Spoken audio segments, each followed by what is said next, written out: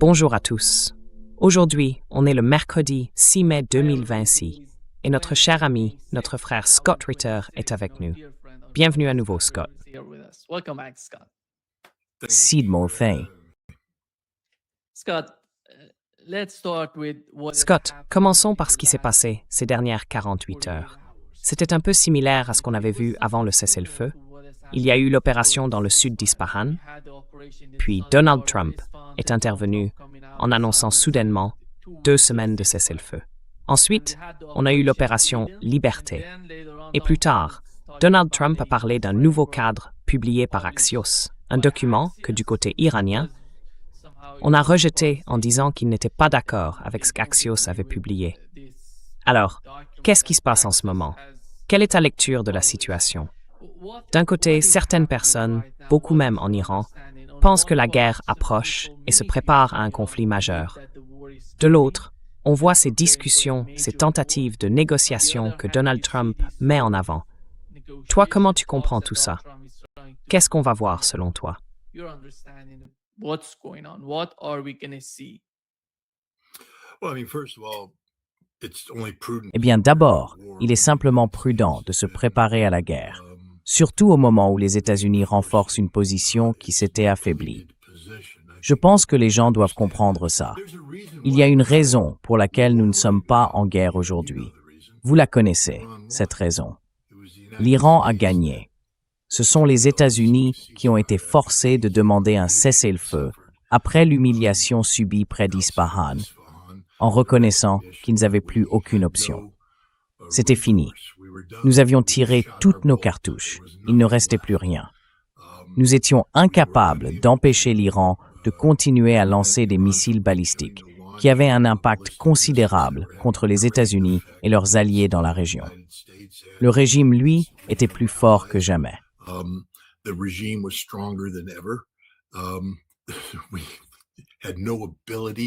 Nous n'avions aucun moyen d'influencer le détroit d'Ormuz.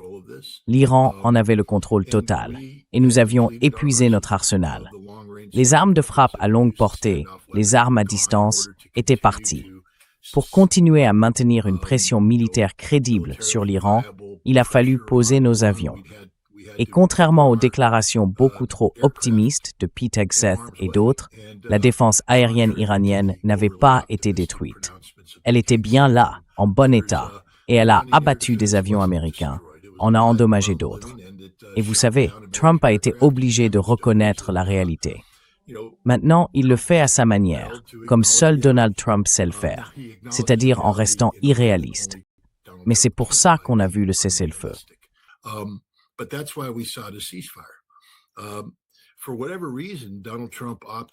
Pour une raison ou une autre, Donald Trump a choisi de ne pas déclarer la victoire et de s'en aller à ce moment-là. À la place, il a adopté une posture destinée à donner l'impression que l'Iran avait perdu la guerre. Mais l'Iran n'avait pas perdu la guerre. Et la réalité, c'est qu'aujourd'hui, si les États-Unis reprenaient des opérations militaires, comme aiment le dire Pete Hegseth et ses collègues, encore une fois, je ne parle pas au nom du gouvernement iranien et je me garderai bien d'essayer. Mais à lire ce qu'ils ont déclaré, l'implication, c'est que les Émirats arabes unis cesseraient d'exister comme État-nation moderne et que l'ensemble de leur capacité de production énergétique serait détruit.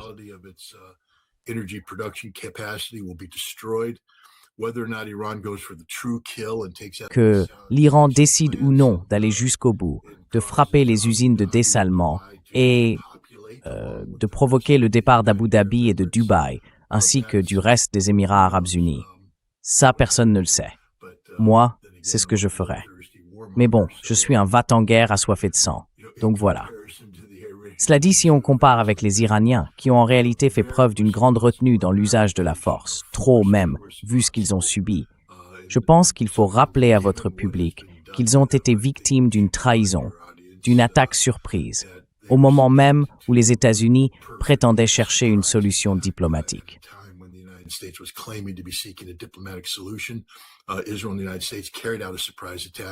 Israël et les États-Unis ont mené une attaque surprise, non pas pour réduire une capacité militaire, mais pour détruire un État-nation, pour éliminer un régime en tuant des gens. Il n'y a aucune raison pour que l'Iran fasse à nouveau confiance aux États-Unis, et il ne le devrait pas. C'est pourquoi l'Iran doit se préparer au pire des scénarios.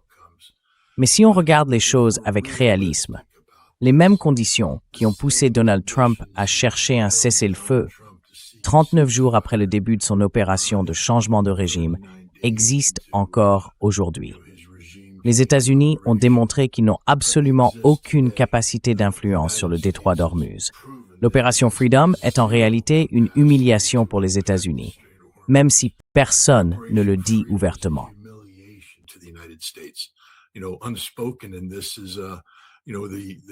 Et c'est là qu'on voit cette guerre étrange que les États-Unis ont menée contre eux-mêmes et contre des bateaux de pêche civils aux Émirats arabes unis. On a déchaîné la force létale contre des innocents en pensant qu'il s'agissait de vedettes iraniennes alors que ce n'était pas le cas. On a tiré des missiles qui apparemment ont touché des installations pétrolières émiriennes, causant des dégâts.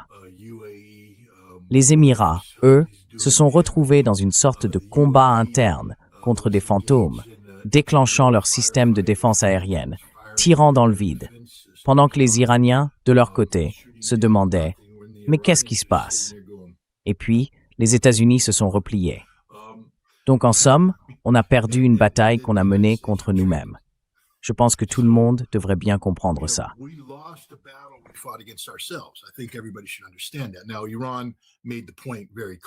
L'Iran a été très clair.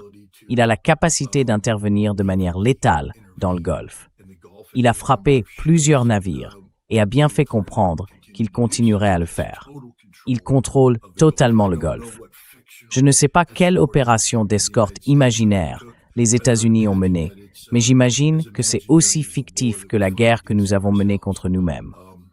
Franchement, c'est embarrassant d'être américain aujourd'hui quand on voit où on en est. Les États-Unis n'auraient jamais dû se retrouver dans une telle situation.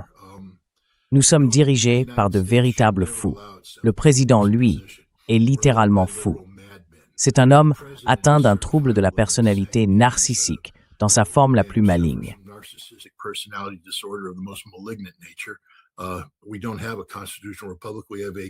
Nous n'avons pas une république constitutionnelle. À Washington, on a un véritable culte de la personnalité. Et autour de nous, il y a des gens qui ne prêtent pas serment à la Constitution, ni à la nation, mais à un individu. Pete Hegseth en est l'exemple parfait. Il incarne exactement ça. Hier, il s'est assis là, le visage impassible, et il a déclaré que le détroit d'Ormuz était protégé par un parapluie rouge, blanc et bleu. Alors Pete, comment ça se présente aujourd'hui? Eh bien, ça n'existe pas. Marco Rubio a dû reconnaître qu'en gros, on venait de couler plusieurs navires civils, simplement parce qu'on ne savait pas vraiment ce qu'on faisait. Qu'est-ce que ça veut dire? Ça veut dire que la marine américaine a paniqué, qu'elle a eu peur, qu'elle a été effrayée par des fantômes.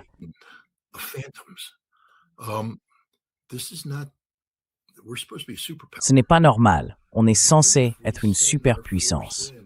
Je veux dire, quand on envoie nos forces, on le fait sans conviction. Franchement, je ne sais pas ce qu'on fait.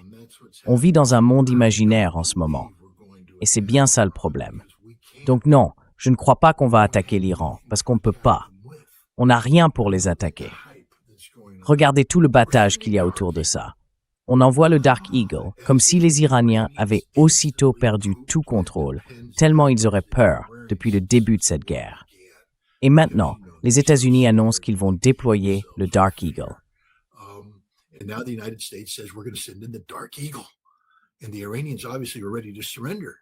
Et les Iraniens, visiblement, sont prêts à se rendre maintenant.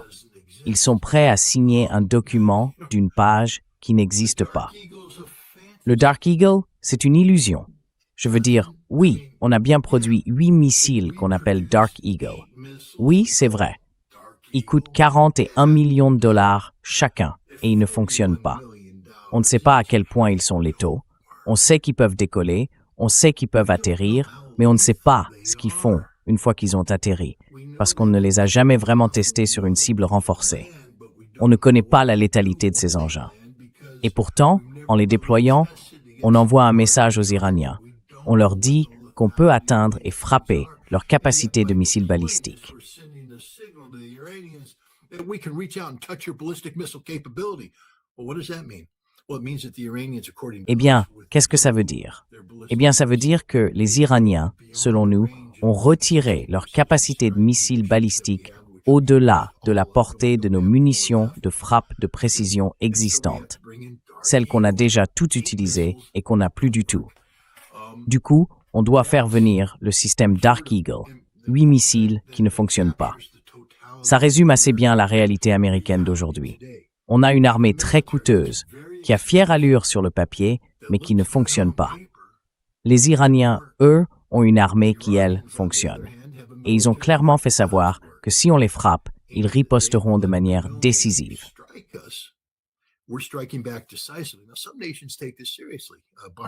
Certaines nations prennent ça au sérieux. Bahreïn a déclaré l'état d'urgence.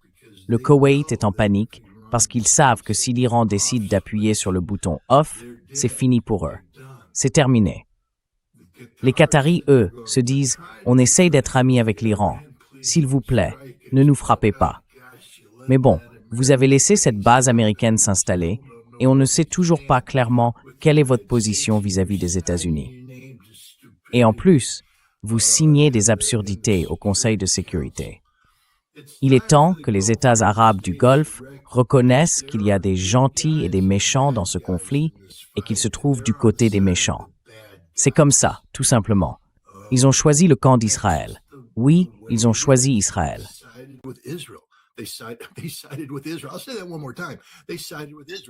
Je vais le redire une fois de plus. Ils se sont rangés du côté d'Israël. Les États arabes du Golfe se sont rangés du côté d'Israël, un pays qui a commis un génocide contre les Palestiniens et qui attaque en ce moment même une autre nation musulmane. Alors je sais bien que les Iraniens sont chiites et que les États du Golfe sont majoritairement sunnites. Il y a une histoire derrière tout ça, bien sûr, mais ils s'alignent littéralement avec les sionistes du Grand Israël, ceux qui croient, vous savez, en cette idée d'un Grand Israël. Et le mot qu'on entend souvent en Israël quand on parle de ce Grand Israël, c'est « espace vital ». Vous savez comment on dit « espace vital » en allemand? « Lebensraum ».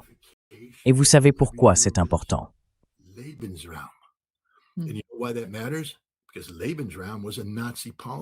Parce que le Lebensraum, c'était une politique nazie liée au plan Ost, le plan Est, qui a été réellement mise en œuvre en Biélorussie. Des millions de personnes ont été tuées. Ce plan visait à commettre un génocide contre les peuples slaves pour créer de l'espace vital pour la race aryenne.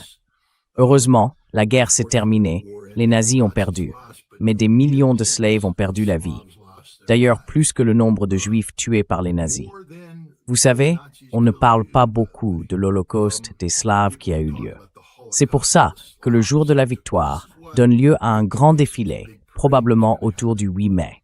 C'est un événement majeur, parce que l'Union soviétique, les peuples slaves, étaient voués à l'extermination par l'Allemagne nazie.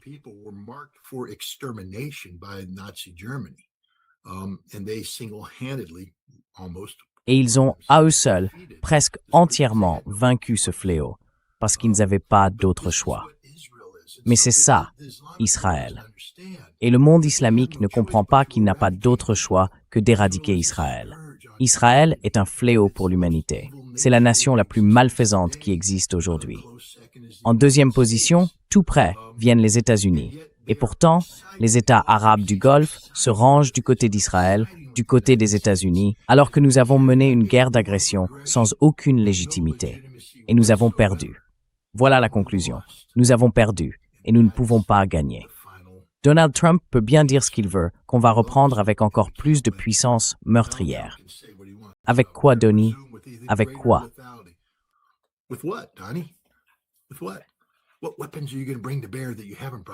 Quelles armes allez-vous encore utiliser que vous n'avez pas déjà utilisées? Vous n'en avez plus. Elles sont toutes parties. Toutes les munitions de précision disparues. Oui, vous avez vidé le monde de ces intercepteurs de missiles, mais l'Iran les épuisera en 2 ou 3 jours d'activité de tir. Et l'Iran a beaucoup de missiles, bien plus que vous n'avez d'intercepteurs. Au final, vous allez vous retrouver face à la même équation. Vous n'avez aucune défense contre l'une des capacités offensives les plus sophistiquées au monde aujourd'hui, le programme de missiles balistiques iranien. Et les Iraniens détruiront tout. Quant à l'idée que les États-Unis vont infliger des dégâts mortels à l'Iran, ce n'est en rien une certitude.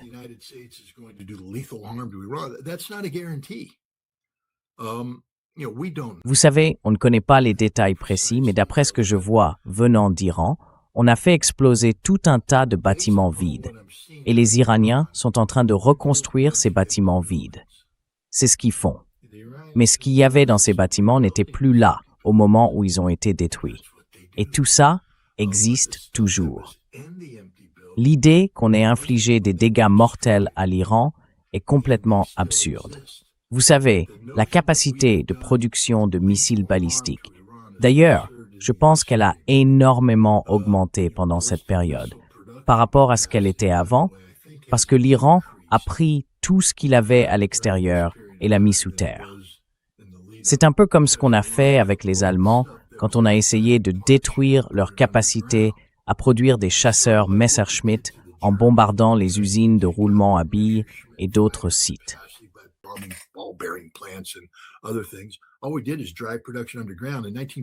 Tout ce qu'on a fait, c'est pousser la production dans la clandestinité.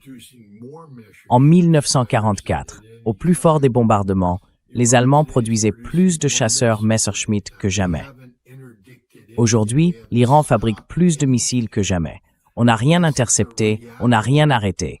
C'est la réalité. Alors vous savez, Trump peut rester assis là à lancer des mots. Pete Hegseth peut faire pareil. Mais la réalité, l'Iran la connaît. Et c'est la partie la plus importante. Parce qu'ils savent que tout ça, c'est du vent. Ils savent que tout ce qui se dit aux États-Unis est absurde. Et ça les encourage à être agressifs. S'il y avait la moindre hésitation du côté iranien, ça voudrait dire que peut-être les États-Unis tiennent quelque chose. Mais il n'y a aucune hésitation.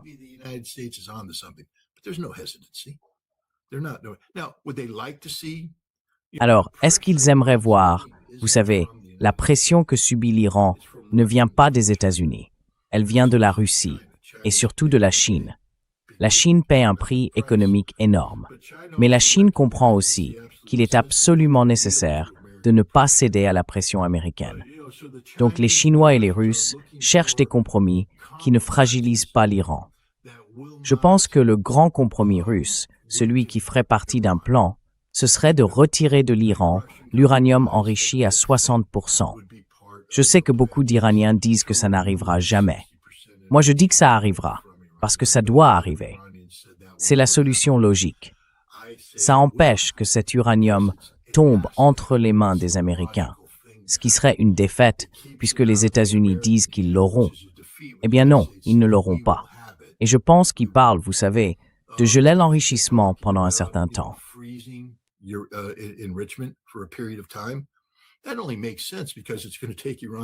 Ça n'a de sens que parce qu'il faudra du temps à l'Iran pour reconstruire ses infrastructures. Les Russes, eux, vont intervenir, fournir le combustible pour le programme nucléaire iranien et le développer. Et tout ça va aussi donner aux États-Unis l'occasion de vivre 12 à 15 ans de transformation interne, de passer d'une nation agressive, hyperactive et stupide à peut-être une nation un peu plus réaliste. Donald Trump sera mort et enterré quand l'enrichissement sera gelé. Il ne vivra pas encore très longtemps et tous ceux qui l'entourent seront vieux, édentés et sans importance. Il y aura une nouvelle génération de responsables qui devront faire face à une réalité multipolaire. Et je pense qu'à ce moment-là, on dira qu'il est tout simplement logique que l'Iran dispose de ce qui est autorisé par l'article 4 du traité sur la non-prolifération nucléaire.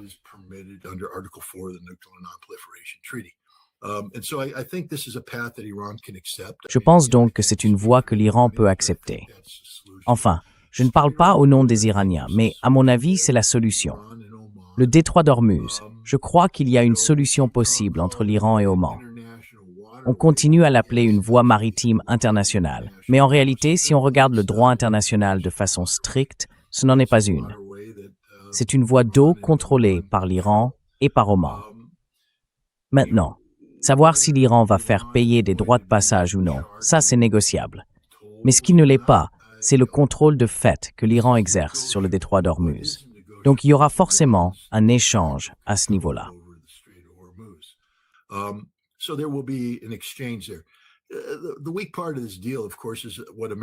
La partie faible de cet accord, évidemment, c'est ce que l'Amérique est censée faire. L'Iran veut la levée immédiate des sanctions. Les États-Unis, eux, parlent d'une levée très progressive. Et dès qu'on entend le mot « progressive » dans la bouche des États-Unis, ça veut dire qu'on ne va pas le faire. On ne le fera jamais, parce qu'on leur impose des critères artificiels et qu'on ne respecte jamais nos propres engagements. En fait, notre objectif, c'est de faire traîner les choses, de donner juste assez aux Iraniens pour qu'ils se disent « on ne veut pas retourner à la guerre ». Mais à ce stade, je pense que l'Iran se dit « allez, venez, on n'a plus peur. On ne joue plus à votre jeu stupide. » Et les États-Unis vont devoir faire quelques concessions là-dessus.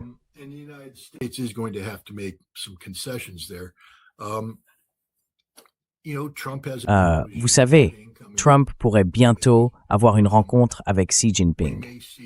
Peut-être. On verra peut-être des avancées à ce moment-là. En ce moment, il y a beaucoup de discussions entre la Russie et les États-Unis. Plus tôt, on avait parlé de la possibilité d'un grand accord.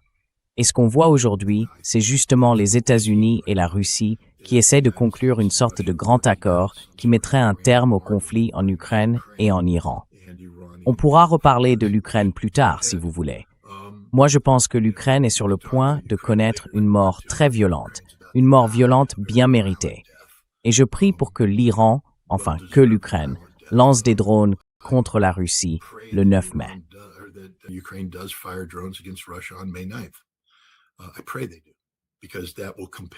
J'espère qu'ils le feront, parce que ça obligerait la Russie à faire ce qui aurait dû être fait il y a plus d'1 an.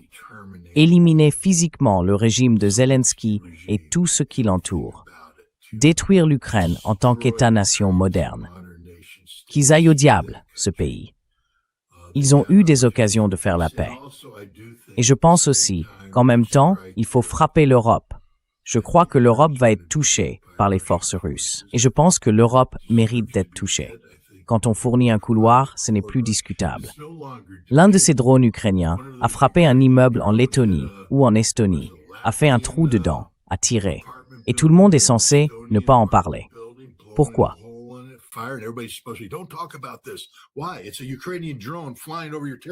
C'est un drone ukrainien qui survole votre territoire pour frapper vos cibles stratégiques autour de Saint-Pétersbourg. Ça ne va pas durer.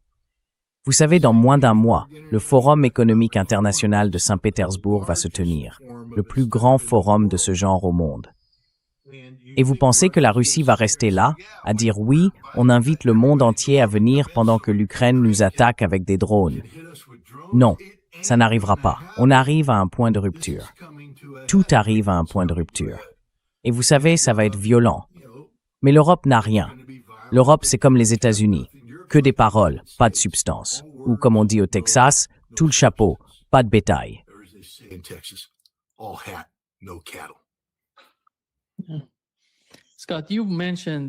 Scott, tu as parlé du détroit d'Ormuz, du programme nucléaire iranien, je crois. Mais la première chose que les Iraniens doivent faire, c'est mettre fin à la guerre, définitivement, sur tous les fronts. Et juste après ça, ils évoquent le détroit d'Ormuz. Ça n'arrivera jamais. Comment ça va se passer pour toute la région, à ton avis? Parce qu'Israël est en train d'attaquer la partie sud du Liban. Les frappes ont lieu en ce moment même. Oui.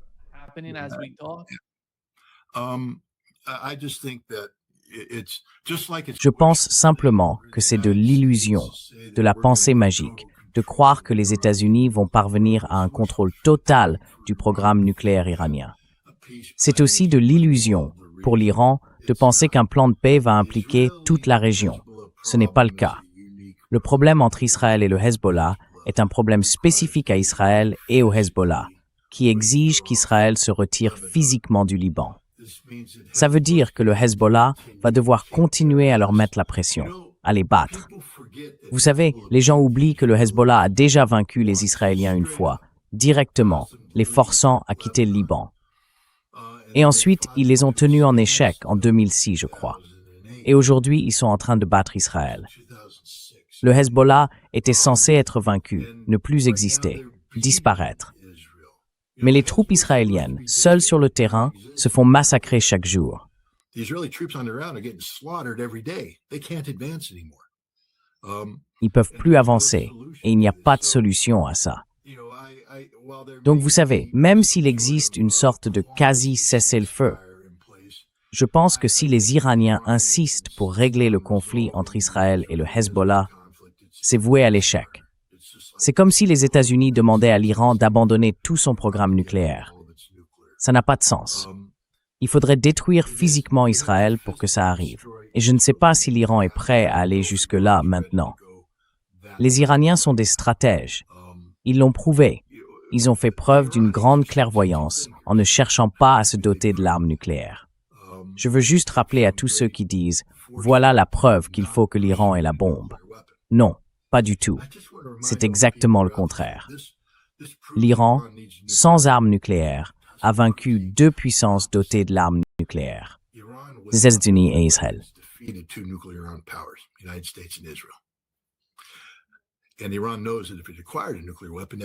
Et l'Iran sait très bien que s'il acquérait l'arme nucléaire, ça changerait complètement la donne.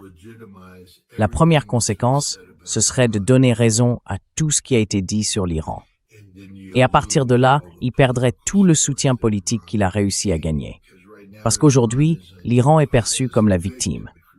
Si l'Iran décidait d'avoir l'arme nucléaire, il ne serait plus la victime, mais le coupable. Peu importe comment on essaye de justifier, ce sont les faits. Mais l'Iran n'en veut pas. Je l'ai entendu directement de la bouche du président. Je l'ai entendu aussi du ministre des Affaires étrangères. Ils ne sont pas morts. Ils sont toujours là, et ils ne la veulent toujours pas. Et je ne pense pas que le fils contredira le père sur ce point, surtout quand il s'agit du guide suprême.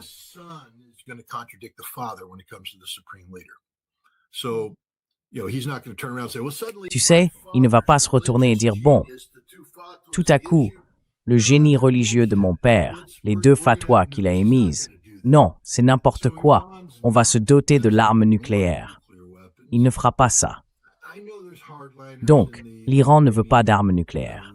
Je sais qu'il y a des durs au sein du commandement des gardiens de la révolution iranienne qui tiennent certains discours. Ils l'ont toujours fait. Mais ce ne sont pas eux qui décident. Ce ne sont pas eux qui prennent la décision finale. Et l'Iran ne va pas acquérir l'arme nucléaire. Il y aura, d'une façon ou d'une autre, un compromis sur la question nucléaire.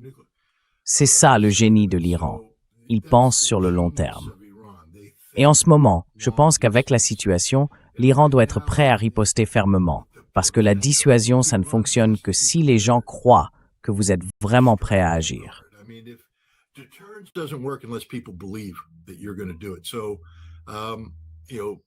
Alors, vous savez, si jamais il frappe, l'Iran doit éliminer les Émirats arabes unis, totalement, à 100% disparus. Et là, ce serait la preuve qu'on est une nation, une puissance capable d'anéantir des États. Qui veut être le prochain à mourir?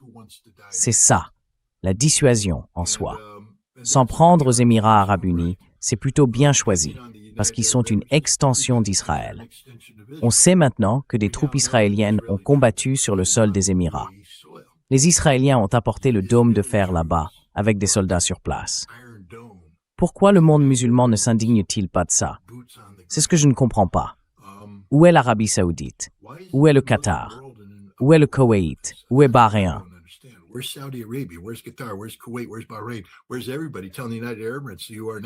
Où sont tous ceux qui disent aux Émirats arabes unis, vous êtes maintenant les parias? Nous vous rejetons, nous vous chassons. Mais non, ils se taisent. Silence total. Pourtant, c'est une humiliation pour le monde musulman de voir Israël, qui méprise le monde musulman, qui méprise les États arabes du Golfe et qui cherche à bâtir un grand Israël, déployer des troupes sur le sol d'un pays arabe.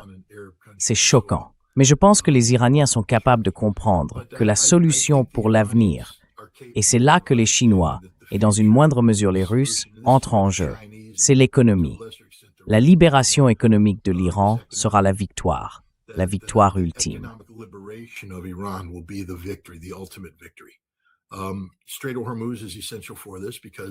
Le détroit d'Ormuz est essentiel dans tout ça, parce que c'est leur bombe nucléaire pétrolière. En gros, ça veut dire que si on s'en mêle à nouveau, ils n'ont qu'à agir. Ils nous étranglent, tout simplement. Ils gardent aussi une forte connexion avec les Houthis, qui peuvent bloquer le détroit de Bab el-Mandeb. Donc, il y a 2 points d'étranglement. C'est la fin de l'Occident. Ils l'ont déjà prouvé. Et c'est ça, la dissuasion ultime, parce qu'ils ont montré ce qu'ils savent faire, et nous, on a montré qu'on ne peut rien y faire. C'est pour ça, selon moi, que ça empêche un conflit futur. Il n'y a pas de solution militaire. Si les États-Unis frappaient l'Iran, ce serait pour des raisons politiques. Et quand on a affaire à un narcissique mentalement instable, ce qui est notre cas, un homme malade à la Maison-Blanche, tout devient possible.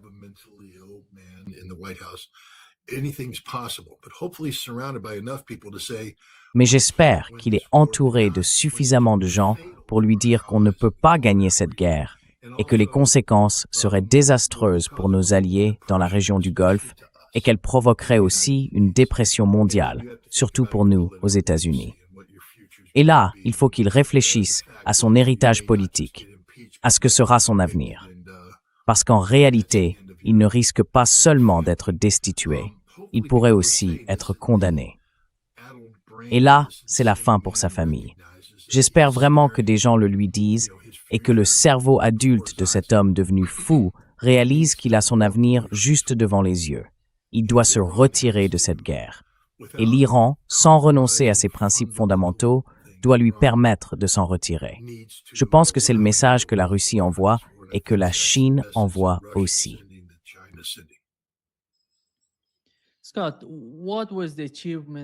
Scott, quel a été le résultat de Benjamin Netanyahou avec cette guerre contre l'Iran? Parce qu'on a appris, d'après plusieurs rapports récents, ce qui s'est passé sur les bases américaines dans les pays du Golfe. Et hier encore, le Washington Post a publié un article montrant à quel point ces bases ont été touchées par des missiles et des drones iraniens. Et je dirais que ce n'est pas une question qui concerne les États-Unis, mais bien Israël. Parce que ce qui s'est passé dans les pays du Golfe a eu un impact direct sur la situation des intercepteurs, sur le système de défense aérienne israélien.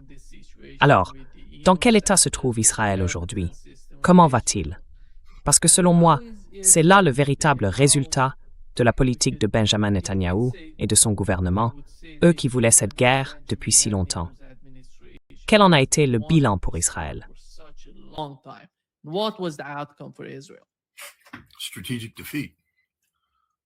Défaite stratégique. Franchement, qu'est-ce qu'ils ont accompli? Rien. Absolument rien. En réalité, c'est même l'inverse. Parce que si on regarde bien, le programme nucléaire iranien, la soi-disant militarisation de ce programme, n'existe que dans l'esprit des Israéliens. Tout ce qu'ils ont fait, en lançant un conflit censé éliminer à jamais le potentiel nucléaire de l'Iran, c'est semer les graines de nouvelles illusions. Parce que maintenant, les Israéliens, comme ils projettent leurs propres intentions sur les autres, se disent « Eh bien, on les a attaqués ». Vous savez, il y a ce vieux dicton « Si tu veux frapper le roi, tue le roi ». Ils ont frappé l'Iran, mais ils n'ont pas tué l'Iran. Et maintenant, l'Iran est toujours là.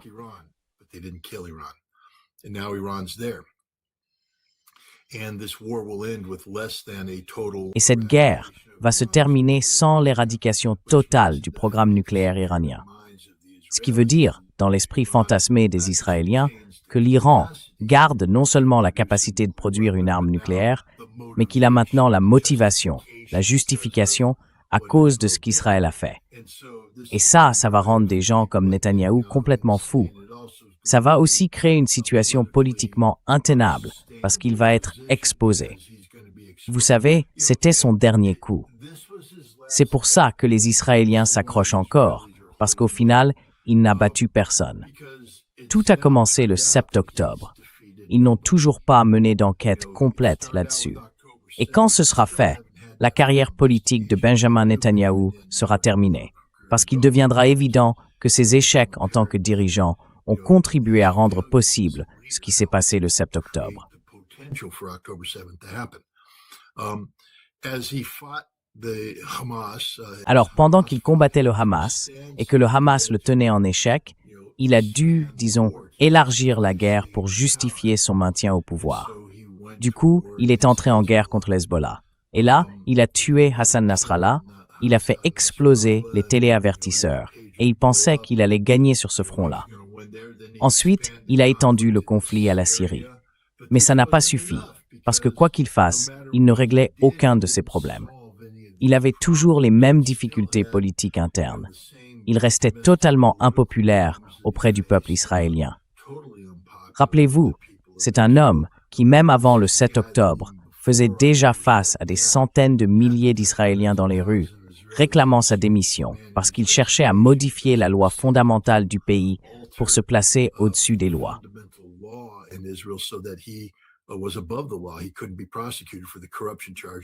Il n'aurait pas pu être poursuivi pour les affaires de corruption pour lesquelles il est justement poursuivi aujourd'hui.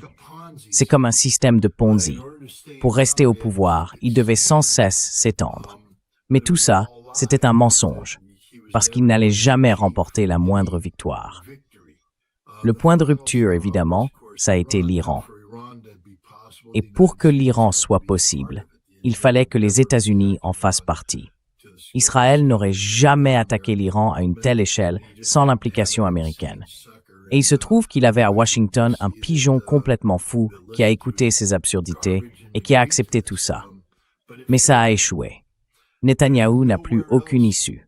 Aucune. On assiste donc inévitablement à l'effondrement politique de Netanyahou. Il ne peut pas s'en sortir.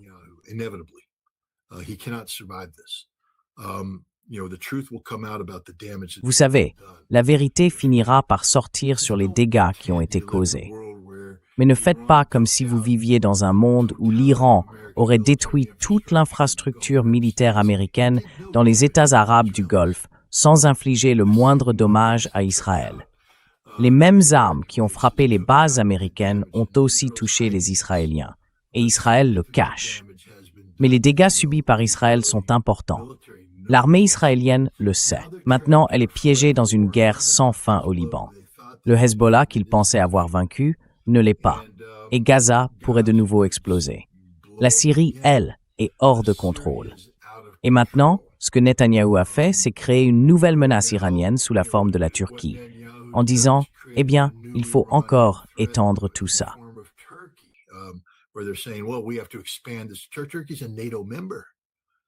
La Turquie est membre de l'OTAN, et Israël parle de la possibilité d'un conflit armé contre la Turquie. C'est fini. Alors, du point de vue iranien, vous voyez, c'est typiquement le genre de situation où il suffit d'attendre, et le problème finira par se résoudre tout seul.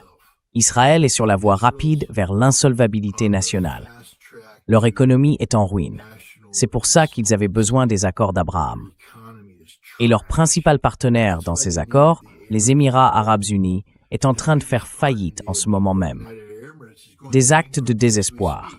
Rappelez un prêt de 3,5 milliards de dollars qu'ils avaient accordé aux Pakistanais, expulser 15 000 Pakistanais et leur confisquer leur argent au passage. Se retirer de l'OPEP pour pouvoir inonder le marché avec leur pétrole. Sauf qu'ils ne peuvent pas, parce que le détroit d'Ormuz leur est fermé.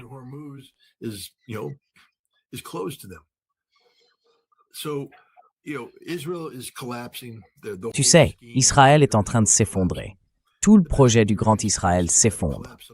Le mieux que les Iraniens puissent faire, c'est simplement le laisser s'effondrer. Parfois, il suffit de se mettre de côté et de laisser les choses se faire. Et c'est pour ça que je pense qu'on ne verra pas de plan de paix régional global, parce que c'est tout simplement impossible. Israël, en ce moment, enfin, regarde les Iraniens. Si on avait eu cette conversation, je ne sais pas, en avril de l'année dernière, et qu'on avait dit que l'Iran allait tout détruire et faire tout ça, on se serait dit tous les deux, peut-être une gestion de l'escalade, peut-être.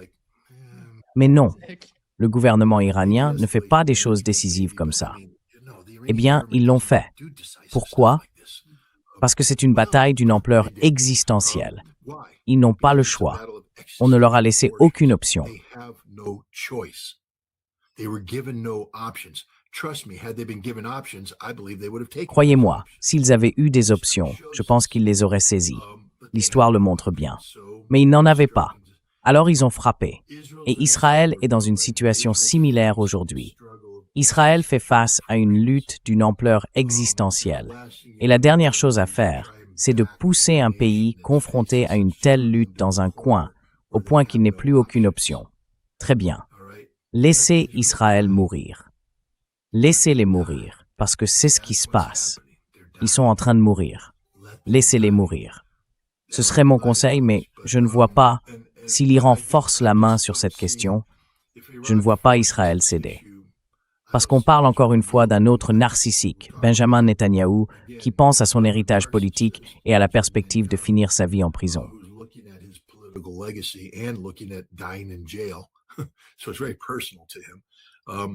C'est quelque chose de très personnel pour lui. Alors, pourquoi forcer les choses? Pourquoi le pousser à bout? Pourquoi le contraindre à faire quelque chose d'irrationnel? En ce moment, il est contenu. On peut le contenir. Il est coincé dans une guerre qu'il ne peut pas gagner au Liban. Et il a des problèmes politiques chez lui. Il ne faut pas lui donner l'occasion de devenir un martyr. C'est pour ça que je pense qu'on ne verra pas d'action décisive contre Israël. Israël a perdu cette guerre. Ils l'ont perdue. C'était un pari risqué de sa part. Et c'est pour ça que les Israéliens sont en colère contre les États-Unis. Parce qu'ils savent que si les États-Unis cherchent à se retirer, c'est la fin de la partie. Mais ils ne peuvent pas gagner sans les États-Unis.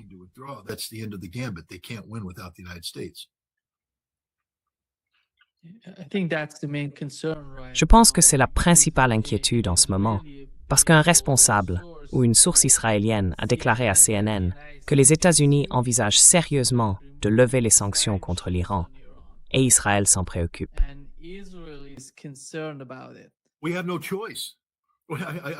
On n'a pas le choix. Et j'adore ça. Ils sont sérieux.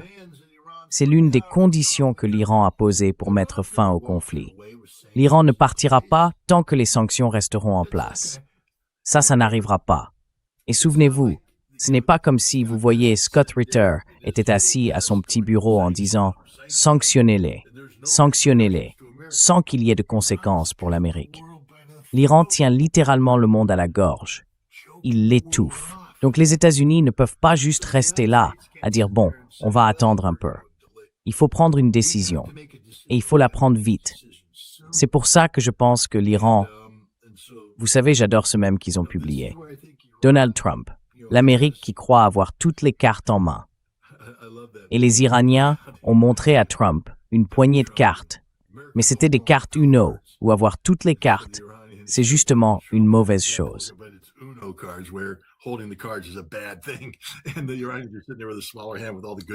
Et les Iraniens sont là, avec une main plus faible, mais toutes les bonnes cartes en disant « eh oui ». Mais c'est la vérité. Les Iraniens ont l'avantage ici. On a prouvé qu'Opération Liberté ne servait à rien. Vous vous rendez compte à quel point c'est humiliant d'être parti en guerre contre nous-mêmes? Ça veut dire qu'on a paniqué. Ça veut dire qu'on n'a plus d'influence, qu'on n'a plus la capacité de projeter notre puissance là-bas. Le bouclier rouge, blanc et bleu qu'on a prétendu mettre au-dessus du détroit d'Ormuz, c'était une fiction. Comme tout le reste de ce qu'on fait d'ailleurs. Alors, les États-Unis vont lever les sanctions. Et je pense que c'est ce que les Russes leur disent, ce que les Chinois leur disent aussi. Il ne peut pas y avoir de paix sans la levée des sanctions. Maintenant, les États-Unis vont... on joue toujours à des jeux stupides.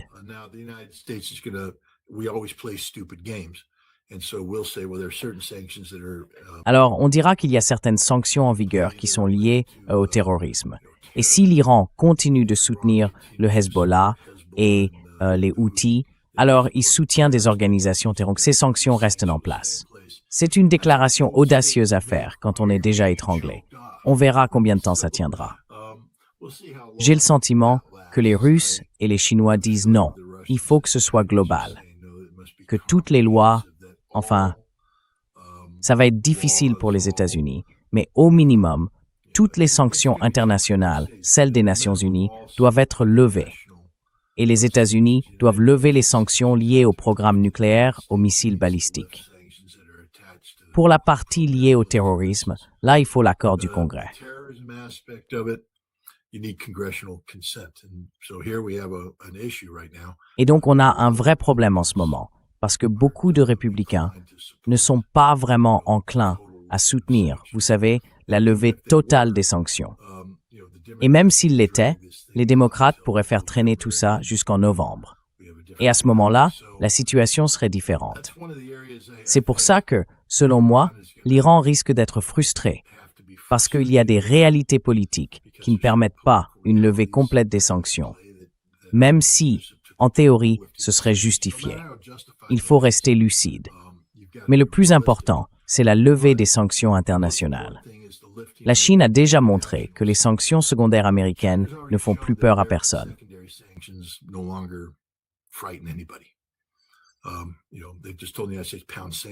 Vous savez, ils ont tout simplement dit aux États-Unis d'aller se faire voir. Si vous nous sanctionnez, on vous sanctionne en retour. C'est une guerre économique totale et vous ne pouvez pas la gagner. Et c'est la vérité. Alors l'Iran, je pense, s'en sort en faisant lever les sanctions internationales, puis en se rapprochant de l'Organisation de coopération de Shanghai, en rejoignant les BRICS et en s'y accrochant tellement fort que les États-Unis ne pourront jamais les en détacher, quelle que soit leur législation intérieure.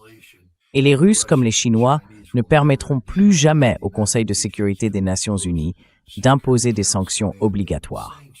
Vous voyez, je pense que c'est ça, l'avenir de l'Iran. Et c'est un bon avenir d'ailleurs. Vous et moi, on en a déjà parlé. Oui, je pense vraiment que c'est l'avenir de l'Iran.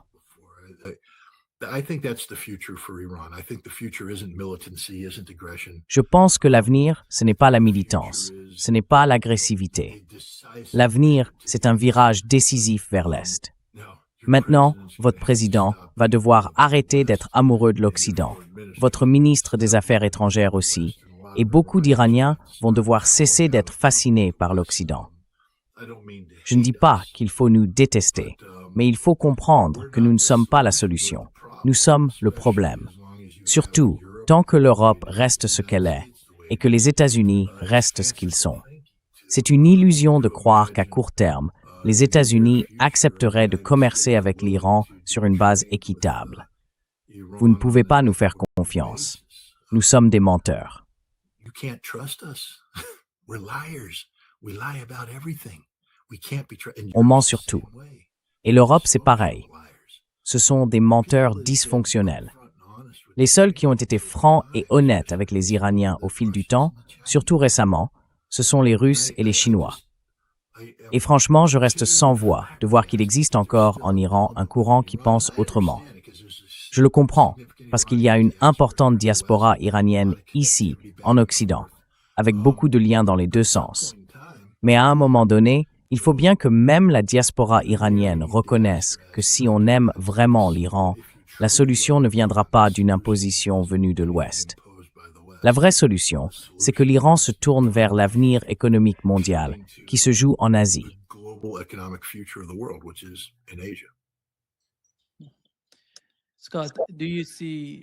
Scott, est-ce que tu vois une sorte de fausse opération, un coup monté pour tout saboter? Parce qu'on a eu Naftali Bennett, il y a 2 jours, qui disait que si les États-Unis quittent la région, ça provoquerait un nouveau 11 septembre aux États-Unis. Non, je ne vois pas ça. Non, je ne vois pas ça du tout. Je veux dire, il y aura peut-être une tentative, mais l'idée que ça puisse relancer un échec déjà consommé, franchement non. Je sais bien que les États-Unis sont devenus fous. Vous savez, Albert Einstein a dit un jour, ou du moins on lui attribue cette phrase, que la définition de la folie, c'est de refaire sans cesse la même chose, en espérant un résultat différent. On a eu le 11 septembre, qui nous a entraînés dans 20 ans de guerre mondiale contre le terrorisme, qu'on a perdu. Perdu, tout simplement. Oui, on a tué un diabétique de 57 ans. Bravo, SEAL Team 6. Vous êtes trop forts. Vous déchirez, les gars. Et on a fait pendre Saddam Hussein alors qu'il n'avait rien à voir avec le 11 septembre. Et pourtant, on a été humiliés en août 2021 avec le retrait final d'Afghanistan.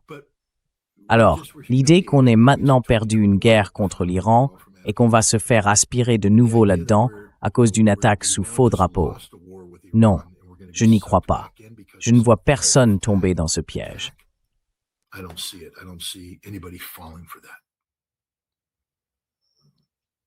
How do you see, Scott, the future of the United States? Comment vois-tu, Scott, l'avenir de la politique étrangère des États-Unis quand il s'agit d'Israël et de ce qu'Israël attend des États-Unis? On sait bien qu'avec ces guerres sans fin, ils veulent littéralement que les États-Unis mènent pour eux chaque guerre au Moyen-Orient et dans la région. Et j'ai l'impression que Donald Trump représente en quelque sorte le point culminant de ce qui pouvait arriver. Les choses ne seront plus comme avant, comme on l'a vu pendant l'administration Trump, à mesure que le temps passe aux États-Unis.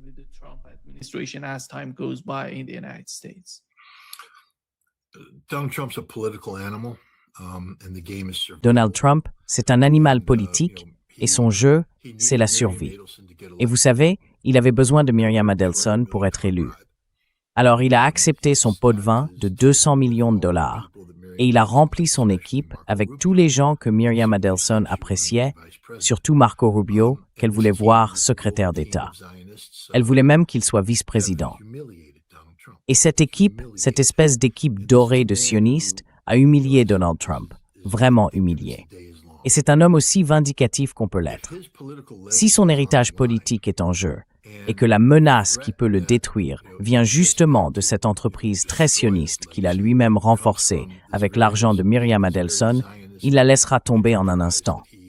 Il n'y a aucune loyauté chez Donald Trump, aucune.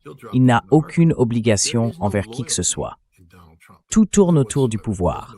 À mon avis, vous verrez qu'il va se détacher des sionistes aussi vite que possible. I think you'll see that he's going to divorce himself from the Zionists as quick as possible, and anybody who peeps gets fired. Et que personne n'aille fouiner, sinon il sera viré. Vous savez, des têtes vont tomber à cause de cette guerre. Les gens doivent bien comprendre ça. Et ce ne sera pas celle de Donald Trump. Il va faire de Pete Hegseth un homme mort en sursis. Je ne sais pas quand ça va arriver, mais ça va arriver bientôt, parce que cet homme est tout simplement une honte. Vous avez vu son témoignage devant le Congrès des États-Unis. Ce type était surexcité, comme s'il tournait à une sorte de substitut de cocaïne boosté à la testostérone. Comment ose-t-il parler au Sénat américain de cette façon? J'aurais aimé être sénateur, parce que je me serais levé de mon siège pour lui coller un coup de poing là, devant le monde entier. J'irais en prison pour ça sans hésiter, parce que c'est une honte, le secrétaire à la guerre. Franchement, il n'en a pas le droit. Il travaille pour le peuple américain, et il se permet de défendre avec arrogance des actes illégaux.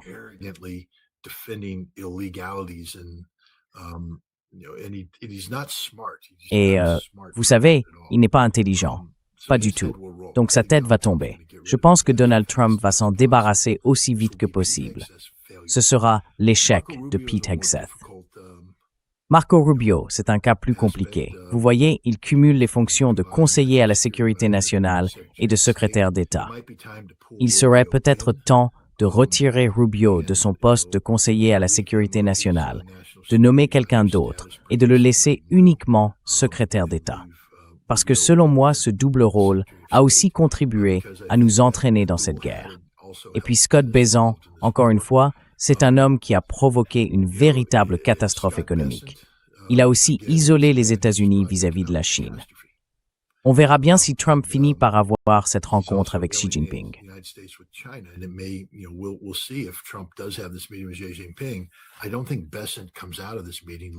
Je ne pense pas que Bessent sorte de cette réunion en très bonne posture. À mon avis, c'est une humiliation pour les États-Unis. Il nuit à l'héritage de Donald Trump. Oui, on pourrait bien voir sa tête tomber aussi. Et maintenant, on se retrouve soudainement dans une zone sans sioniste. Vous avez créé un vide sans sioniste. Et si vous le remplissez avec les bonnes personnes, vous n'agissez plus au service d'Israël.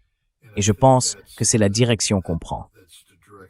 Donald Trump est un animal politique. 60% de la population américaine aujourd'hui considère qu'Israël porte la poisse. 59% pensent la même chose de Netanyahou. Ce sont des chiffres sans précédent, et ça ne va faire qu'empirer. Vous savez, le peuple américain, malheureusement, n'est pas moral, On n'a pas de boussole morale.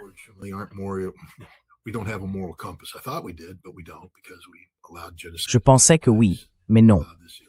Parce qu'on a laissé se produire un génocide et on a laissé se dérouler cette guerre d'agression illégale.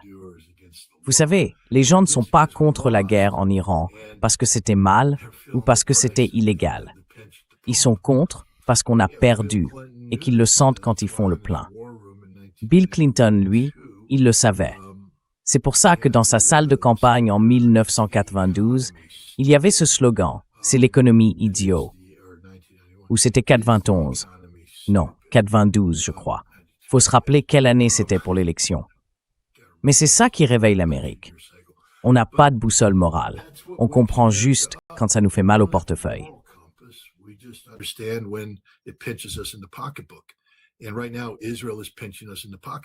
En ce moment, Israël nous serre la ceinture, financièrement parlant. Alors au revoir Israël. Et je pense que c'est ce qu'on va voir. On va assister à un découplage entre les États-Unis et Israël. Je ne vois pas comment cette situation peut durer, parce qu'on en arrive à se demander à quelle vitesse Israël va s'effondrer. Je pense vraiment qu'Israël va traverser de très grandes difficultés économiques, et pas dans un futur très lointain. Ce sera tellement grave que ça va provoquer un exode. Et quand les gens quitteront Israël pour retourner là d'où ils viennent, c'est-à-dire pas Israël, il deviendra presque impossible, démographiquement, de maintenir l'idée d'une patrie juive. Donc voilà, c'est à mon avis la direction que prend la situation d'Israël.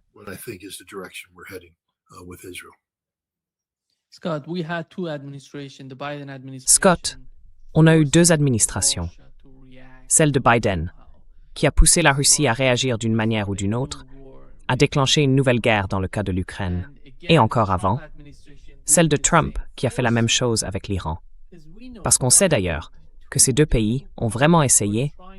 La Russie, en décembre 2021, faisait tout pour négocier avec les États-Unis et l'OTAN. Et on a eu la même situation avec l'Iran. Ils ont négocié à 2 reprises, alors que les États-Unis, en coulisses, se préparaient d'une certaine façon à attaquer, à lancer une attaque surprise. Ces deux pays ont été forcés d'adopter les positions dans lesquelles ils se trouvent aujourd'hui. Et est-ce que ça va se reproduire avec la Chine?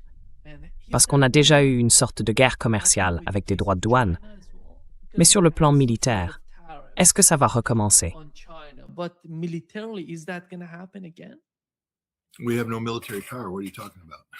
Nous n'avons plus de puissance militaire. De quoi parlez-vous? Qu'est-ce qu'on a, au juste?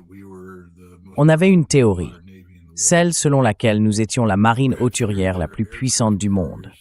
On pensait que nos porte-avions pouvaient projeter la force d'une manière capable d'intimider la Chine, ou que l'armée de l'air américaine pouvait faire la même chose. Ce que les Chinois savent maintenant, c'est que la marine américaine est un tigre de papier. Elle serait coulée avant même d'approcher les côtes chinoises, et les États-Unis ne pourraient rien faire pour l'en empêcher. Ils savent aussi que le bouclier de défense aérienne actuellement déployé au-dessus de Taïwan ne fonctionnera pas. Tout ce qu'ils ont à faire, c'est reprendre la stratégie iranienne, saturer la zone de drones dès le premier jour. Et les Chinois, eux, ont des tas de drones. Ils n'auront qu'à observer l'épuisement des défenses, puis frapper avec leurs missiles balistiques sophistiqués.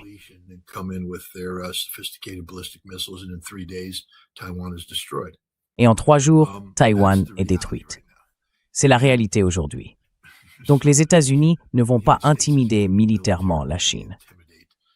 L'autre réalité, c'est que la Chine peut désormais fermer la mer de Chine méridionale et étouffer le Japon et la Corée du Sud quand elle le veut. Ce n'est plus une capacité théorique. On sait maintenant que les États-Unis n'ont absolument aucun moyen de reprendre le contrôle de cette zone à la Chine. On sait aussi que la Chine peut utiliser des intermédiaires pour bloquer le détroit de Malacca, peut-être des alliés indonésiens. Un autre point d'étranglement.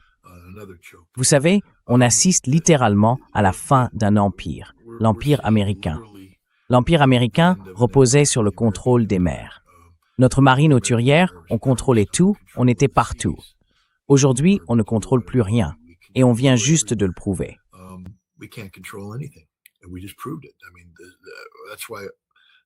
Je veux dire, c'est pour ça que cette opération appelée Freedom Defeat est si importante, parce qu'elle prouve que les États-Unis sont aussi impuissants que le jour est long.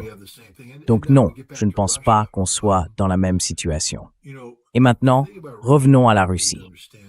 Vous savez, ce qu'il faut comprendre à propos de la Russie, c'est que Vladimir Poutine joue, à mon avis, une partie brillante, une partie qui découle en fait d'une erreur.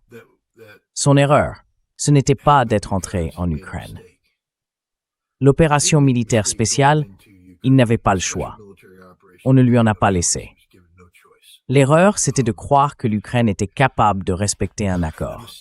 Parce que tout le principe de cette opération militaire spéciale, c'était de pousser l'Ukraine à venir rapidement à la table des négociations. Ce n'était pas de prendre Kiev. Ce n'était pas de faire tout le reste. C'était de mettre la pression sur l'Ukraine pour obtenir un règlement négocié. Et on l'a vu tout de suite après le début du conflit.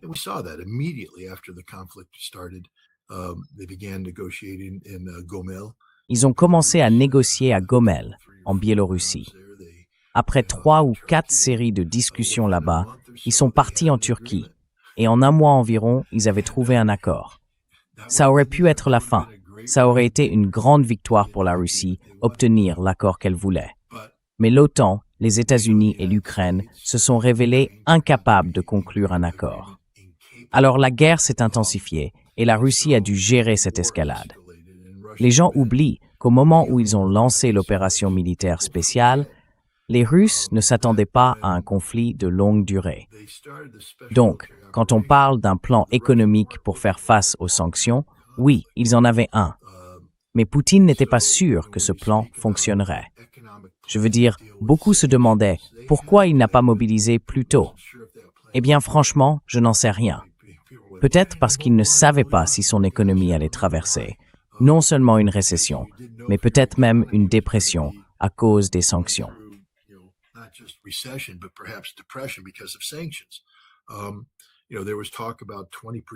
Vous savez, on parlait d'une contraction de 20% de l'économie russe. En réalité, ça s'est limité à un seul chiffre. Et ensuite, la Russie s'est rapidement remise à croître. Mais, vous savez, Poutine a dû gérer tout ça. S'il était entré en force dès le départ, la Chine se serait peut-être retrouvée dans une position politique un peu plus compliquée pour le soutenir.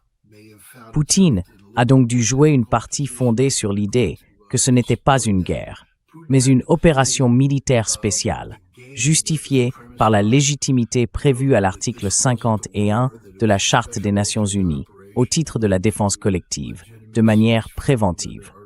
Ce sont des arguments juridiques que les Russes peuvent invoquer. Ils ont le droit de leur côté, même si l'Occident n'aime pas le reconnaître. Mais il a dû gérer tout cela avec prudence.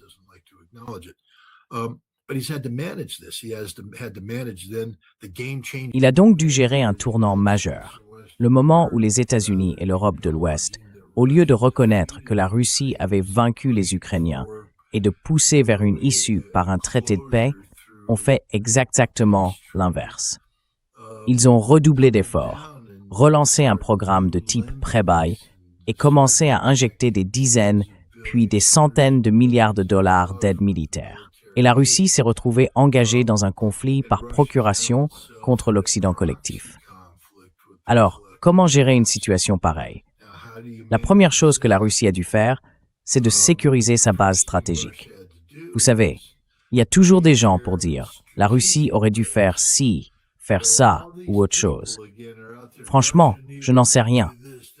Peut-être que ce que la Russie devait faire, c'était agrandir son armée, passer d'environ 900 000 à 1 600 000 soldats, pour pouvoir couvrir les autres fronts pendant qu'elle concentrait ses ressources sur l'opération militaire spéciale.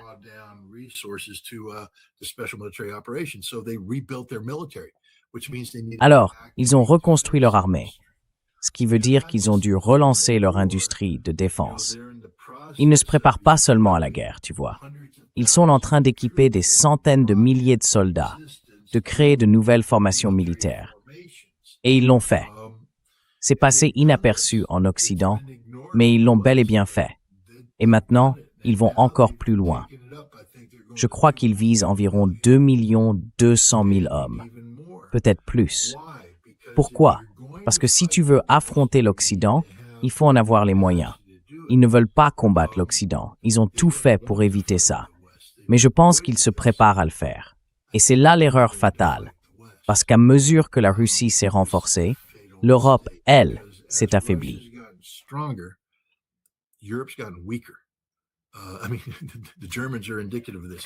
Je veux dire, les Allemands en sont un bon exemple. 111 milliards d'euros ont été alloués à la défense, à la remise à niveau militaire. Les Allemands ne savent même pas où cet argent est passé, mais il s'est perdu dans un gouffre financier. Et aujourd'hui, leur armée est plus faible qu'avant d'avoir reçu ces fonds. C'est incroyable à quel point les Allemands sont faibles. Les Français sont faibles. Toute l'Europe est faible. Ils n'ont aucune capacité militaire réelle, et pourtant, ils font semblant de montrer les muscles en partant du principe que l'Amérique sera là pour les soutenir. Eh bien, ça c'est fini à cause de l'Iran. Donc maintenant, les États-Unis se retrouvent dans une position où au mieux, ils sont neutres vis-à-vis de l'Europe, et au pire, ils lui tournent le dos pendant que l'Europe continue de jouer au jeu de l'escalade.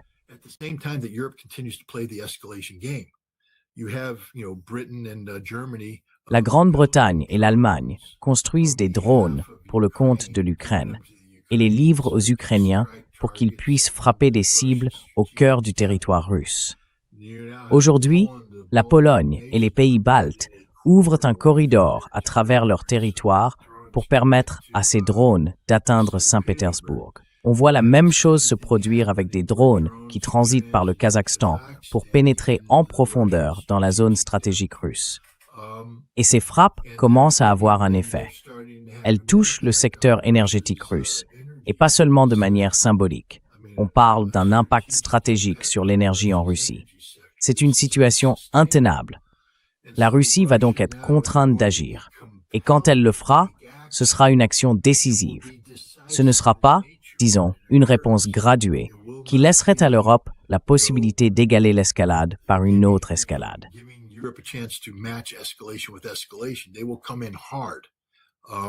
Ils vont frapper fort. Et je pense que la première chose qu'ils vont faire, c'est prendre Kiev. C'est sans précédent. L'armée russe a dit « évacuer la ville ». Vous vous souvenez, quand les Russes ont présenté le missile Avant-Garde, ils avaient dit « ce missile est terrible, et si on l'utilise, il aura l'équivalent d'une arme nucléaire en termes de destruction ». Mais les Russes avaient précisé qu'ils donneraient évidemment un préavis aux populations civiles.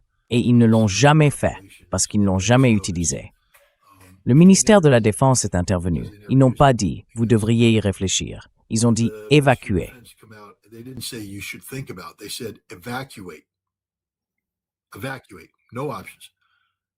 Évacuer. Il n'y a pas d'alternative. Tous les civils doivent partir. Tout le personnel diplomatique doit partir.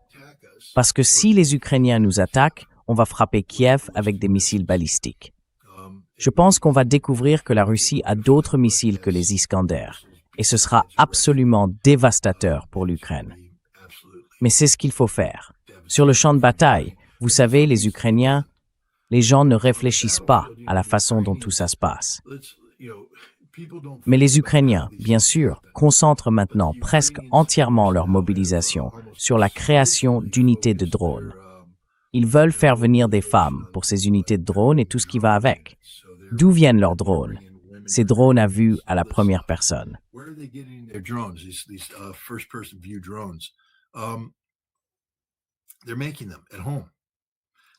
Ils les fabriquent chez eux, mais pas dans de grandes usines, n'est-ce pas? Ce que les Ukrainiens ont fait, c'est qu'ils ont pris ces composants, et ce sont les ménagères qui assemblent les pièces. Ils ont donc intégré la production de drones dans toute l'infrastructure civile. Résultat, ils peuvent produire des dizaines de milliers de drones par jour. Aujourd'hui, ces nouvelles unités de drones arrivent sur le terrain et elles ont complètement changé la réalité du champ de bataille. La Russie continue d'avancer, mais plus lentement. Le concept de guerre de manœuvre, eh bien, avec autant de drones, on ne manœuvre plus vraiment. Et maintenant, la Russie a trouvé une riposte. Ils ont créé une unité qu'ils appellent Rubicon. they've created a unit called Rubicon. And Rubicon, they were 5,000. Et Rubicon, vous savez, ils étaient environ 5 000, peut-être 15 000 aujourd'hui. Des spécialistes des capacités anti-drones. Donc, quand les Ukrainiens essayent de déployer leurs nouveaux drones sur le champ de bataille pour changer la donne, Rubicon arrive et commence à éliminer tout le monde. Et au bout d'un moment, il les repousse. Mais entre-temps, ils ont rendu la vie infernale aux soldats russes. Les Russes ne peuvent plus manœuvrer autant en première ligne parce que les drones détruisent leur position. Du coup, ils sont obligés d'étirer leur ligne. Il ne reste que quelques hommes en première ligne capables de se cacher et d'éviter les drones. Mais ça crée des occasions pour les Ukrainiens de contre-attaquer. Et donc, ils contre-attaquent.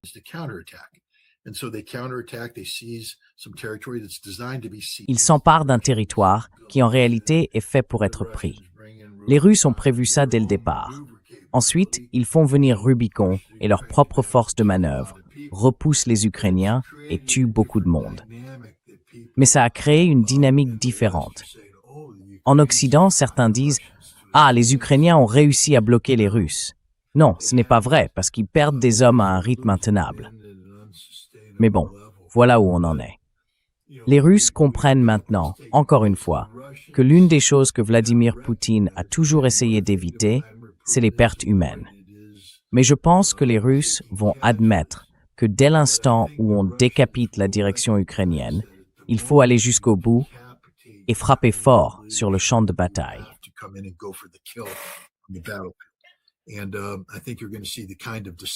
Et je pense qu'on va assister à une offensive décisive, du genre qu'on n'a pas encore vu, parce que les Russes seront prêts à encaisser les pertes pour percer la zone des drones, puis éliminer tout le monde.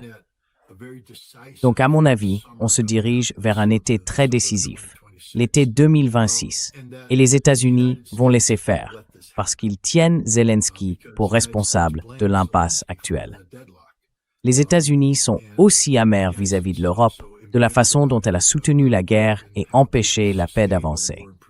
Je pense donc qu'on en est à un point où les États-Unis vont reconnaître que l'Europe s'est impliquée dans ce conflit à un niveau injustifiable et que la Russie a, selon eux, tout à fait le droit de se défendre.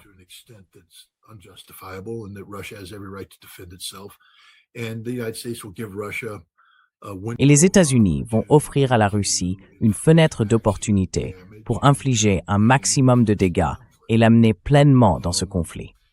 Ce ne seront pas les États-Unis qui, avec l'Europe, chercheront un accord plaçant la Russie dans une position difficile.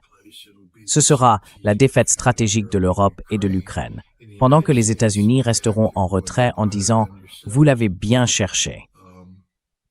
La guerre doit se terminer selon des conditions acceptables pour la Russie. Et en échange, la Russie contribuera à mettre fin au conflit avec l'Iran. Je pense que la Russie jouera un rôle très important, à la fois sur le plan nucléaire et sur le plan financier, notamment pour la levée des sanctions. Parce que la Russie offrira à l'Iran des incitations à ne pas exiger, vous savez, que les États-Unis réécrivent leur code juridique, parce que ça n'arrivera pas.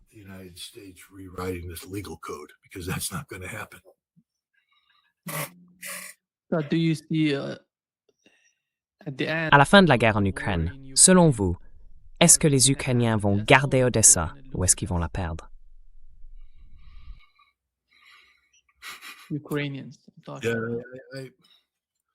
Parce que c'est vraiment important. C'est une question difficile, parce qu'émotionnellement, je pense que les Russes veulent Odessa, émotionnellement. Stratégiquement, ça dépend. Ça dépend de ce qui va se passer. Écoutez, on le saura dans quelques jours. On le saura autour du 10 ou du 11 mai, si l'Ukraine existe encore comme un État-nation moderne. Comme je l'ai dit, je prie pour qu'ils attaquent la Russie le 9 mai. Je prie pour que ça arrive, parce que ça réglerait tout. Parce que je pense qu'en Europe, beaucoup croient que la Russie bluffe. Moi, je ne pense pas que la Russie bluffe. Et je pense que ce sera la fin de Zelensky, la fin du gouvernement ukrainien. L'attaque sera tellement dévastatrice qu'elle brisera la volonté de l'Ukraine de se battre. Et quand ça arrivera, on verra un effondrement sur le front. Et si la Russie a vraiment constitué les réserves dont certains parlent, elle pourrait profiter de cet effondrement, avancer et régler la question d'Odessa.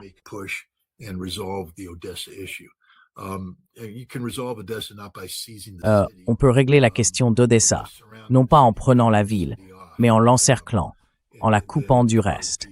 Et puis, dans le cadre d'un accord de paix, la Russie pourrait se voir attribuer la ville. Je ne sais pas. Franchement, je ne sais pas comment tout ça va se dérouler parce que c'est un problème lourd de conséquences politiques. Tout dépendra du succès de la Russie dans cette éventuelle offensive. Mais bon, vous savez, je dis « ami », je suis en bon terme. On peut dire « ami » avec Andrei Zelensky. J'aime bien ce type. Et je crois qu'il m'aime bien aussi. Donc on peut dire qu'on est amis. Sergei Karaganov, on s'est rencontrés, on a discuté. Je le respecte. Je ne sais pas si je suis son ami, je ne pense pas encore faire partie de son cercle de confiance, mais je l'écoute et c'est quelqu'un d'influent.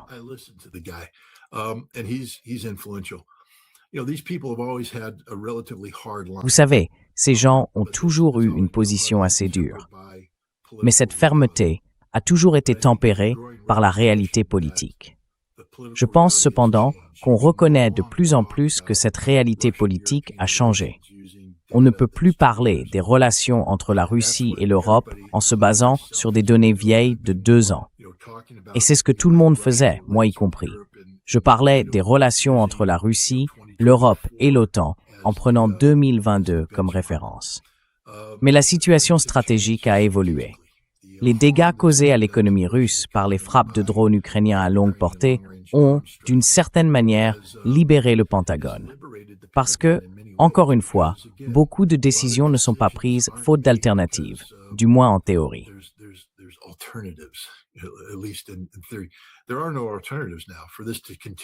Il n'y a plus d'alternative maintenant. Si ça continue, cela va causer, vous savez, des dommages fatals, peut-être même mortels, à la Russie. Donc, la Russie n'a pas le choix. Et Karaganov parle justement de ça. Honnêtement, je pense qu'on va assister très bientôt à une action très décisive. La Russie s'y prépare depuis un moment. Et quand ça arrivera, tout le monde sera complètement sidéré. Ce qui va se passer à Kiev sera choquant. Et ce qui va arriver à certaines cibles européennes le sera aussi. Petit conseil, si vous fabriquez des pièces de drone pour le Flamingo 5, il vaudrait peut-être mieux ne plus jamais aller travailler, parce que cette usine risque bien de disparaître. Que cette usine soit au Royaume-Uni, au Danemark ou en Allemagne, elle va y passer.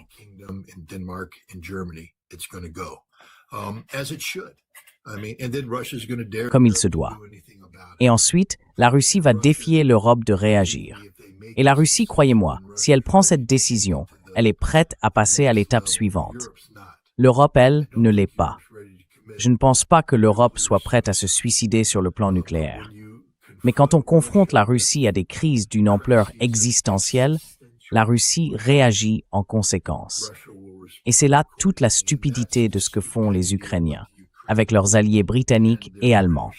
Ils refusent de reconnaître la réalité de la défaite inévitable de l'Ukraine et essayent de créer une situation qui leur donne quelques points de propagande temporaire. Vous faites du mal aux Russes? Oui, c'est vrai. Et maintenant, vous allez découvrir ce qui se passe quand on fait du mal aux Russes.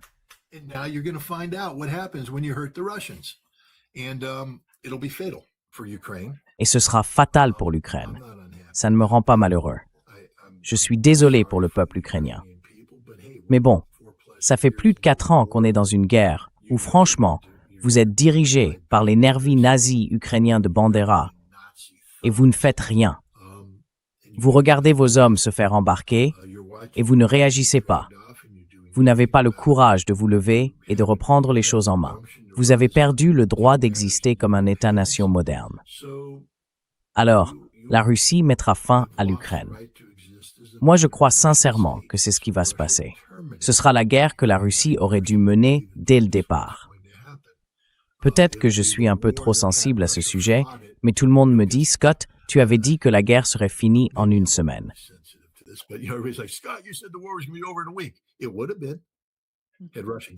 Ça aurait été le cas si la Russie était entrée en guerre.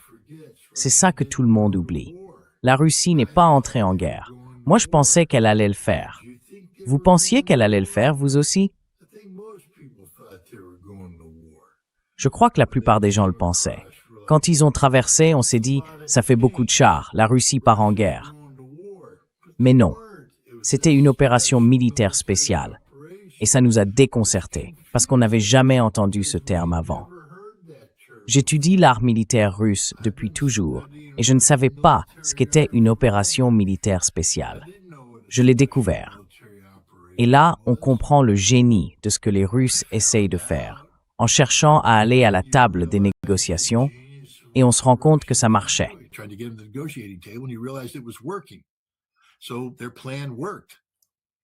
Donc, leur plan a fonctionné.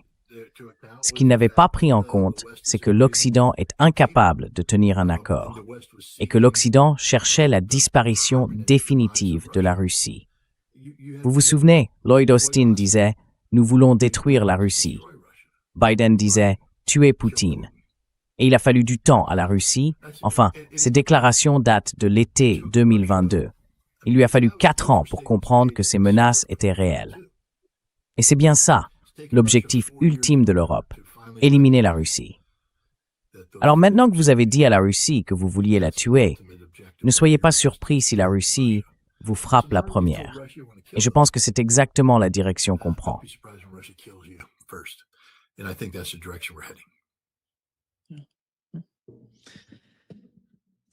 Merci beaucoup, Scott, d'être avec nous aujourd'hui. C'est toujours un vrai plaisir. Merci. Et si je peux juste faire une petite remarque, allez-y.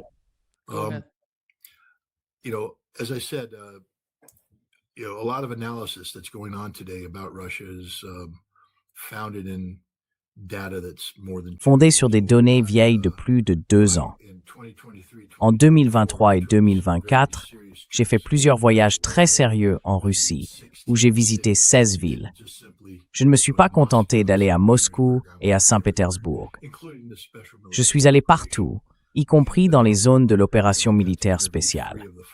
Et vous savez, j'ai pu interviewer 3 des 5 gouverneurs impliqués, rencontrer des responsables militaires, rencontrer des habitants, discuter avec eux. Tout ça a façonné ma perception de la réalité russe.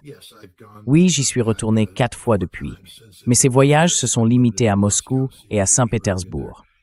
Et là-bas, on se retrouve vite enfermé dans la bulle politique de ces 2 villes. Il est temps d'aller mettre à jour la base de données. Et je vais retourner en Russie pour un voyage important, afin de rafraîchir cette base de données et de pouvoir actualiser la réalité russe, non seulement pour moi, mais aussi pour vous.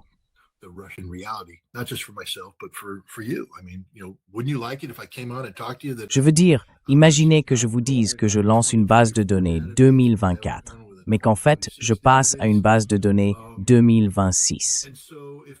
Si les gens pensent que ça a de la valeur, il faut bien comprendre une chose. Je suis un journaliste indépendant, et je ne peux faire tout ça qu'avec votre soutien. Allez sur scottritter.com, c'est mon site. De là, vous arriverez sur Substack. Substack est gratuit d'ailleurs. Vous pouvez vous abonner gratuitement et avoir accès à tout. Mais si vous choisissez de vous abonner à Substack, c'est vous qui payez mon salaire. Ça veut dire que vous payez la facture d'électricité ici, que vous mettez un toit au-dessus de ma tête, que vous payez la nourriture de mon chien, celui qui aboie parfois en plein milieu d'un podcast. Voilà, c'est ça, la partie salaire. Les déplacements, eux, sont financés par les dons. Il y a un bouton pour ça sur le site, et ces voyages n'ont lieu que si les gens vont faire un don.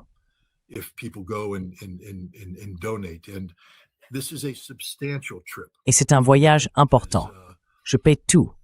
Je paie les billets d'avion, les hôtels, la nourriture, les déplacements sur place. Je paie les studios, les vidéastes, les ingénieurs du son, les interprètes, les producteurs, les monteurs. Je finance tout. Parce que quand 40 agents du FBI défoncent votre porte, entrent chez vous et vous accusent d'être un agent russe, vous ne pouvez pas leur laisser la moindre occasion de dire « Ah, vous avez accepté quelque chose des Russes ». Il y a beaucoup de gens qui disent que je suis la marionnette de Poutine. C'est tout le contraire.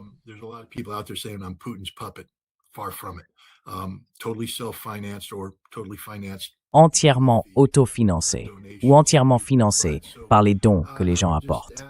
Donc, je vous demanderai simplement si vous pouvez soutenir ce projet, ce serait vraiment utile.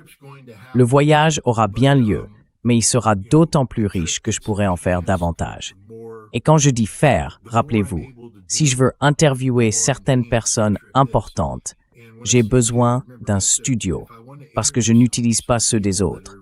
Il faut donc en louer un, et ça coûte cher. Il faut aussi engager des interprètes, et toute l'équipe technique.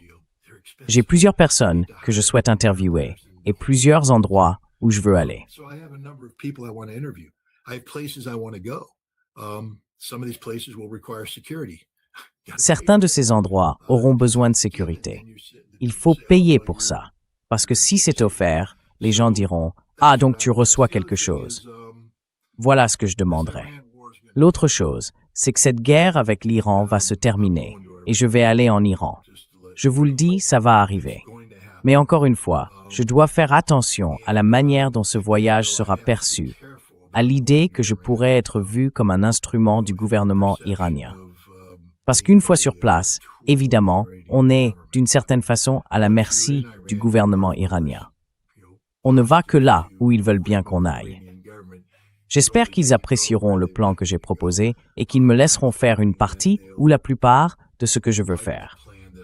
Mais je dois tout financer moi-même.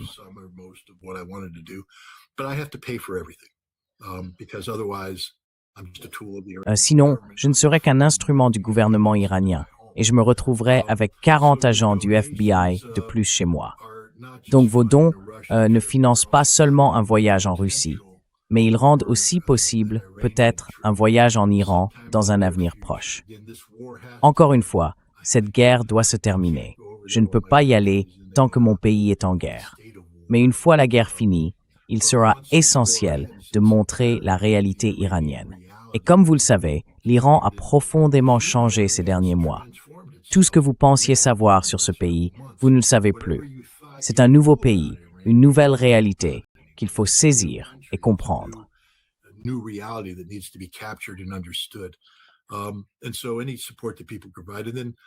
Donc, tout soutien que les gens peuvent apporter compte. Et puis surtout, soutenez vos journalistes indépendants. Soutenez Nima en mettant un j'aime ou peu importe le bouton, en faisant un don. C'est la seule façon que tout ça existe. Cette interview n'aurait pas eu lieu s'il n'était pas là pour la faire. Et il ne peut pas continuer sans votre aide. C'est pareil pour tous les autres journalistes indépendants. C'est un moment important. On vient de passer un peu plus d'1 heure et 11 minutes, à parler de sujets dont vous n'entendrez jamais parler dans les médias traditionnels. Ils n'en parlent tout simplement pas. Dans les médias grand public, on vous ment.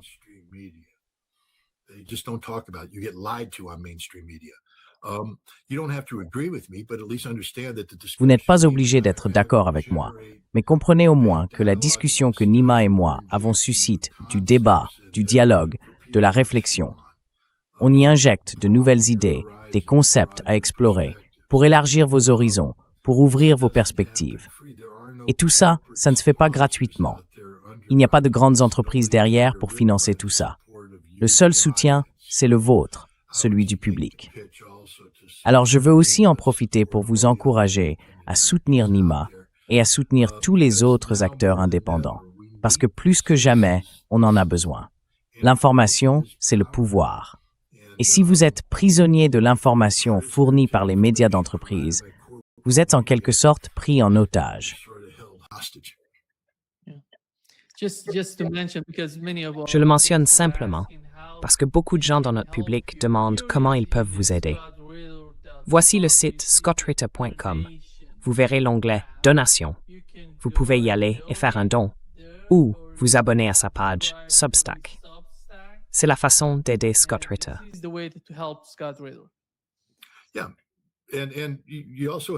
Oui, et tu nous aides aussi en regardant et en soutenant Nima. Je veux dire, si je suis là aujourd'hui à parler, c'est parce que tu existes. Sinon, je parlerais dans le vide. Donc, il faut aussi te soutenir, toi. Tu me soutiens en te soutenant toi-même. Tu le soutiens, lui, en me soutenant, moi. Tu vois, c'est ça qui est beau dans tout ça. On parle depuis un moment maintenant de cette famille de podcasts, parce qu'il y a un petit groupe très soudé de gens qui gravitent ensemble. Le juge Napolitano, Danny Ifong, Garland Nixon et d'autres. Et chacun apporte sa contribution à sa manière. Danny Davis est là aussi. Soutenez ces gens, soutenez-les, aidez-les à continuer, parce qu'on en a besoin. On ne devrait pas se mobiliser seulement quand il y a un conflit.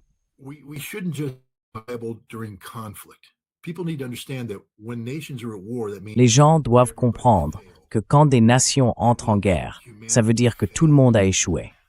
Ça veut dire que l'humanité a échoué. Nous sommes à la hauteur seulement quand, grâce au dialogue, on arrive à éviter les guerres, quand on empêche les conflits. Et on ne peut les empêcher que si on parvient à convaincre suffisamment de gens que la guerre n'est pas nécessaire. Alors, même si le conflit touche à sa fin, ça ne veut pas dire qu'on peut s'essuyer le front et se dire « ouf, on l'a échappé belle ». Non, il y a toujours un autre conflit à l'horizon qu'il faut arrêter par le dialogue. C'est pour ça que j'aime le nom de votre émission, Dialogue Works. Parce que c'est vrai, le dialogue, ça marche. C'est formidable. Enfin bref, je crois que je me répète un peu là. Mais rien de tout ça ne serait possible sans le soutien du public. C'est ça, au fond, l'essentiel. Oui. Merci beaucoup, Scott, d'être avec nous aujourd'hui. C'est toujours un vrai plaisir. Merci beaucoup de m'avoir invité.